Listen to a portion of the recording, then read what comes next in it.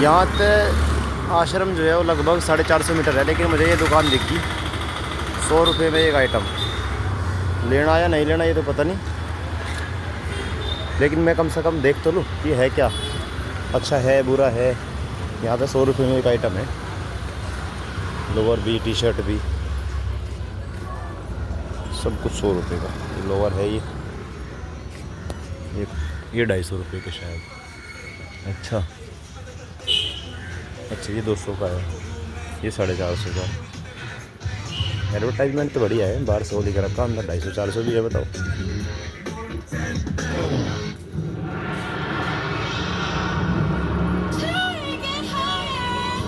ठीक है, ये 250 के, ये 100 रुपये के। अच्छा तो ठीक है, मैं बाहर आ गया। ऐसा ही होता है, लोगों को ऐसे ही ठगा जा। मतलब मैं तो इस लालच में गया था, मैं कहा भाई 100 रुपये का सारे आइटम है, एक वीडियो बना लूँ ताकि देख लूँ। अंदर तो 200 के भी, 250 के भी, 400 के भी। अब बताओ कोई आदमी बेचारा 100 रुपये जेब में लेकर जाएगा और उसे 100 वाला पसंद ना आई हो और वहाँ 400 वाला भी रखा, तो बेचारा मायूस होगा। खैर कोई बात नहीं, इसीलिए मैं बाहर ही आ गया। हाँ, और ये वाइट टाउन है या नहीं ये तो मुझे पता नहीं, पर VIP सही है। एरिया तो महंगा है, लगभग 400 मीटर दूर है यहाँ से श्री औरोबिंदो आश्रम।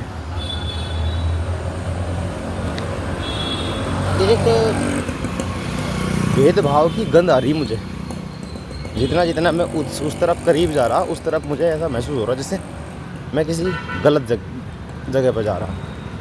कारण ये है क्योंकि जब से मैंने ये पढ़ा और देखा कि अंग्रेज़ों ने पौंडीचेरी को 2 भागों में बसाया, और एक भाग को उन्होंने वाइट टाउन कहा और एक भाग को उन्होंने लेफ़्ट टाउन कहा। सॉरी, वाइट टाउन और ब्लैक टाउन। और वाइट टाउन गोरों का था, गोरों मतलब अंग्रेज़ों का, जिसमें सिर्फ अंग्रेज़ी रह सकते थे। और ब्लैक टाउन भारतीयों का, तमिल्स का, जिसमें भारतीय और तमिल रह सकते थे। यानी जो शोषण, जो भेदभाव है, वो तो उनके पास उस टाइम भी था और आज भी हमने ब्लैक टाउन और वाइट टाउन जो नाम है वो कंटिन्यू कर रखे। इसका मतलब हमारे खून में भेदभाव मिक्स है। और श्री औरोबिंदो वाइट टाउन के अंदर जाके बसे, उन लोगों के पास जो वाइट टाउन में ऑलरेडी रह रहे थे, ये चीज़ कुछ समझ नहीं आ रही कि क्या है। अभी दिमाग काम नहीं कर रहा, अभी केवल देखने का। ये देखो पुलिस चौकी है शायद, अभी सिर्फ मुझे देखना है कि ये सब है क्या, समझना है कि ये सब है क्या। अभी इतना जल्दी किसी निष्कर्ष पर जाना ठीक नहीं है, लेकिन हकीकत के बिल्कुल धीरे धीरे करीब जा रहा हूँ।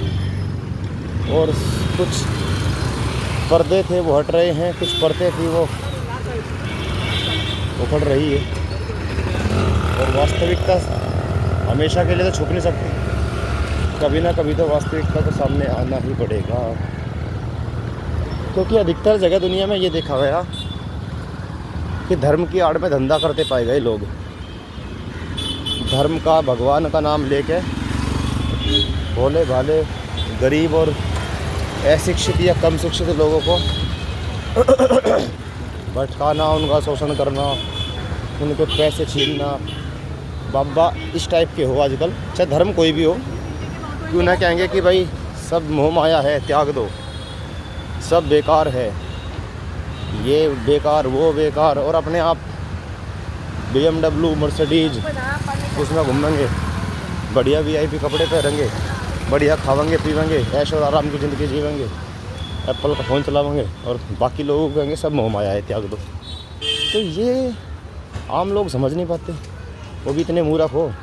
कुछ लोग सारी संपत्ति दान देते हैं इन बाबा को, जबकि उनकी समझ में नहीं आता। ये बहुत बड़ा षड्यंत्र है।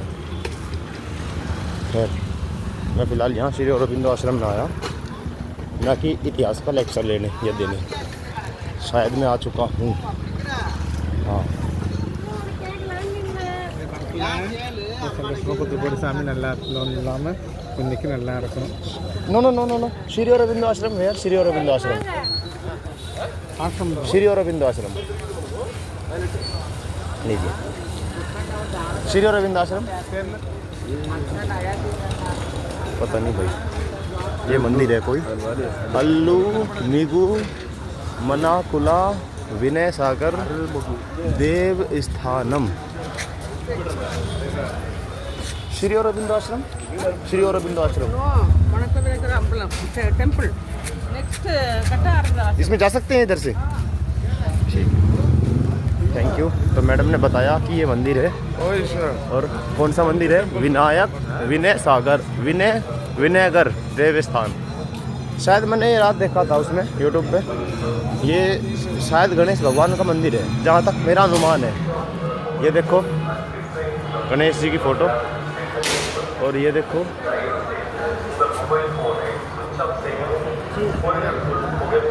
काफ़ी, एक मिनट अंदर जाकर देखता हूँ।